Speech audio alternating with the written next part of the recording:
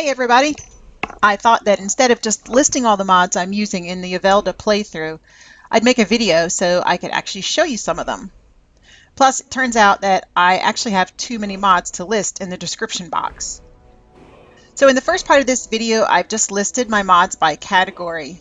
And you can see that I use a few of the sort of gold standard mods like a quality world map, iHUD, dialogue overhauls, open cities, and sky UI and wet and cold. And adding to that, I've got some of the other popular mods like alternate start, campfire, frostfall, I need, plus others that I think really add to the game in a lore-friendly way. Now, I'm really crazy about visuals, so you'll actually see that the majority of my mods are aimed at making Skyrim look better.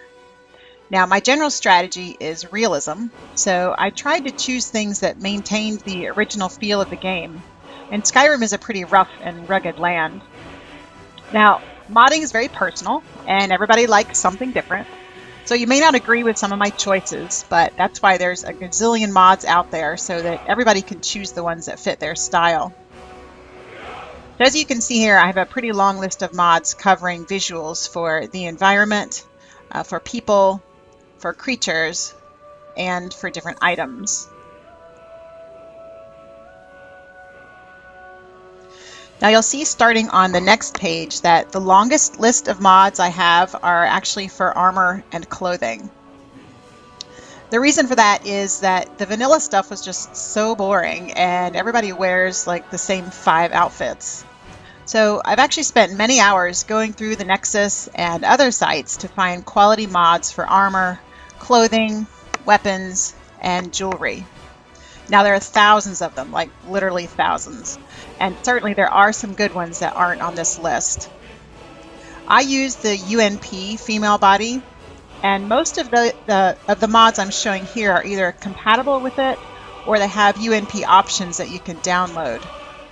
Some of these I've actually had to tweak myself, and I don't use Body Slide or Outfit Studio, or at least I haven't learned it yet, so I make the changes directly to the meshes in Blender.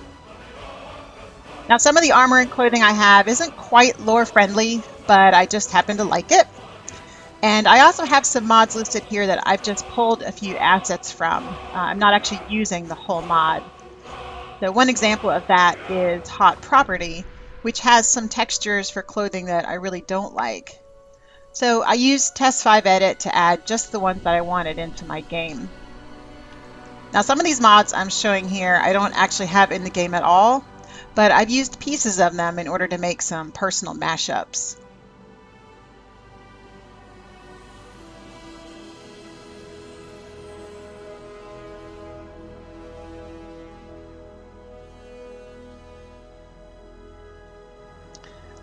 All right, so here we come to the end of the list, and we will now get on with the show.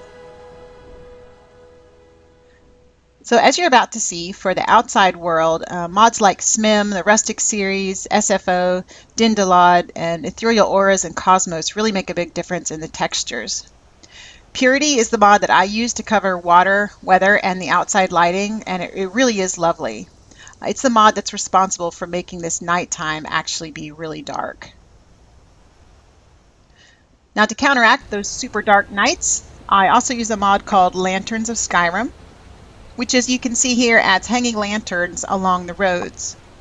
It also adds some lights to the smaller towns, but it does this in a very realistic and lore-friendly way.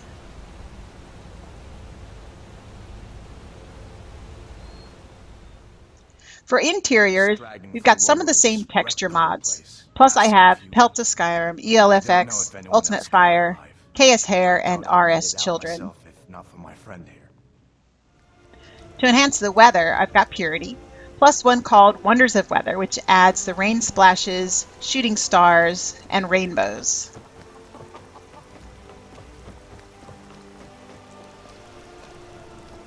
Now for the inns, I use Friendlier Taverns and Inns because I like the way it makes each one unique and different.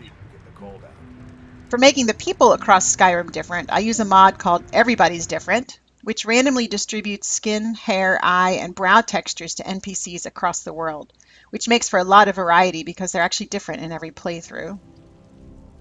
Here you can see some more texture mods, as well as two which I use to remove interior fog, which for me is very unrealistic in places. To enhance immersion, I added destructible bottles, which is really great if you're having a bad day and you just want to smash something. Now here's a long list of mods related to making people look better, starting with Race Menu. Race Menu adds more information about the races, plus a ton of new options to the character creation screen. Now I have this coupled with Ethereal Elven Overhaul because to me the vanilla elves are really hideous. I use SG female textures and mature skin. And you can see that from the eye mods I've got 93 different options for very real and beautiful eyes.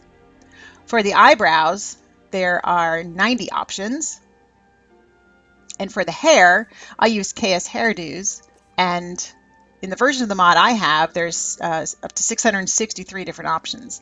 Now there's an update, so I think there's now actually over 700 different hairstyles.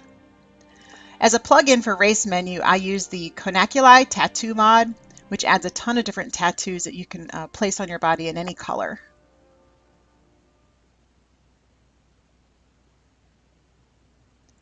Now this next one's really standard, but here is a quality map with roads. There are different options that you can get. I use the one that's most like vanilla, but shows the roads, which makes it so much easier to navigate through the world. I use iHUD to hide or show the heads-up display with a toggle, as you can see toggling on the screen there. I've also got Sky UI, so I can take advantage of the mod configuration menu, but then I overlay that with Sky UI away so that I can keep the vanilla menus. Now I know a lot of you will think I'm nuts for that, but clearly I'm not the only one who wanted to do it since somebody made a mod that actually does that.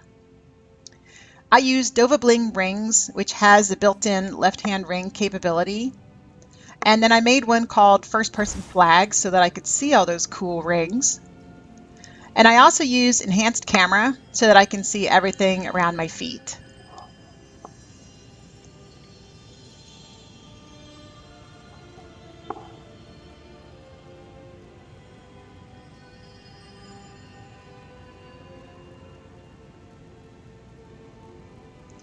To improve the horses in Skyrim, I use immersive horses.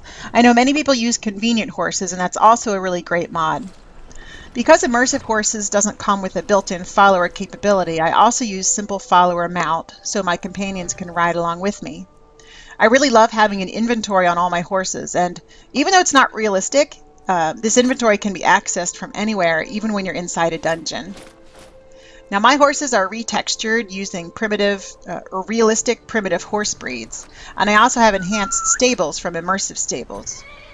Using this Immersive Horses mod, I can have an entire herd of horses and I can give them all individual names.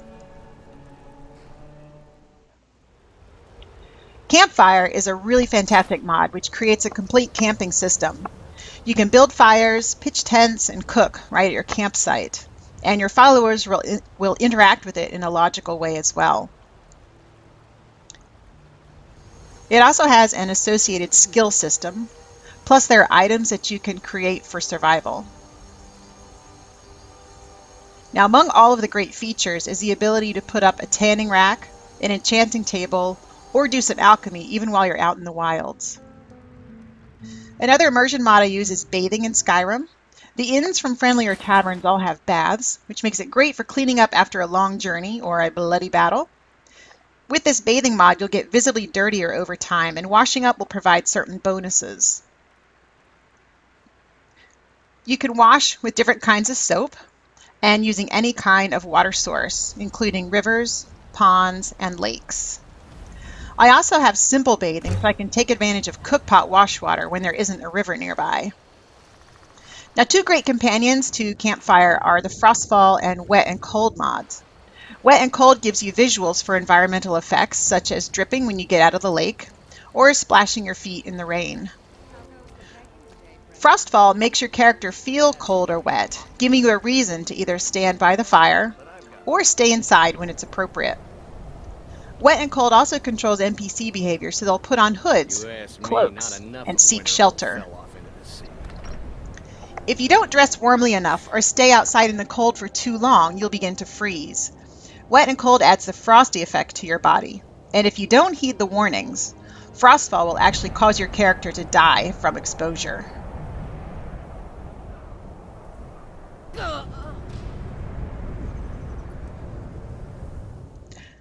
For more realism, I use I need, so my character has a reason to make camp every night, cook and eat meals, get regular rest, and stay hydrated. The indicators in the corners of the screen tell you how you're feeling, and these can all be customized in the mod configuration menu.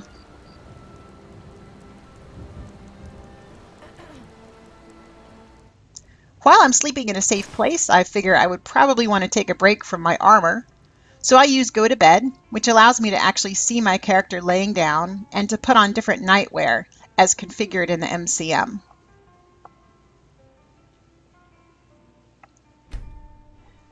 Bathing in Skyrim, I Need, and Frostfall all track buffs and debuffs with configural notifications. I have all of mine tied to one hotkey, so I can diagnose my entire self with one press of a button. To allow my character to be more emotive, I use two different mods. Dovahkiin Relaxes 2, which is very unobtrusive, as it will make your character do a random but appropriate action depending on the surroundings. There are no hotkeys to configure, as this is a simple power that you select and use with the Z button. While standing, your character can stand and think, read a note, or sweep the floor, among other things. If you use the power while aimed at a chair, you will either sit down and read a book, drink from a tankard, or eat some bread.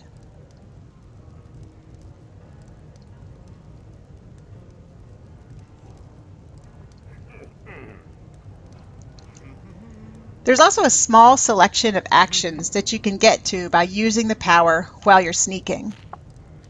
Two of those are sitting on a ledge or laying down, so that you can contemplate what it actually means to be Dragonborn.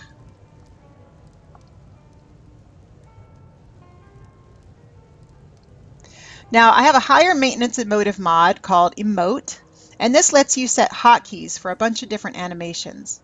You can have 9 hotkeys plus 2 different modifier keys, which means you get a total of 27 different animations that you can perform with the push of a button or 2.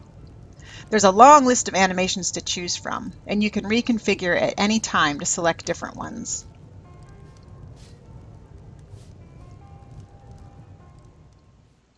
The choice is yours, and Thieves Guild requirements are 2 mods I use to help keep control over the quest journal. Choice gives you the option to not accept certain quests when you encounter them. Requirements means that Brynjolf won't badger you unless you have a significant amount of criminal activity in your past. Never done an honest day's work in your life for all that coin you're carrying, eh, lass? Another mod that makes the Thieves Guild more enjoyable is all Thieves Guild jobs concurrently. This allows you to take all the quests from Vex and Delvin at once, so you can complete 7 at a time, which makes running back and forth across the province a little more tolerable. Now, if you want Dark Brotherhood questline, but you don't want to be evil, then the Dark Brotherhood for Good Guys might be a good one for you. It gives you information about each of your marks that explains why they should die. Another fun mod to couple with Dark Brotherhood questline is Save the Dark Brotherhood. When the sanctuary near Falkreath is under attack, you can save your brothers and sisters if you're fast enough. And whoever you save will be there with you at the end of that whole event. One final Dark Brotherhood mod is Dawnstar Sanctuary Reborn. This really spruces up the new sanctuary and makes it a place that you might actually want to live in.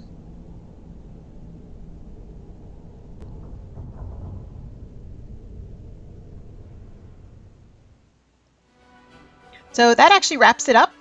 For all the armor, clothing, and jewelry, I plan to make another video, or probably videos, since there was just too much to include here.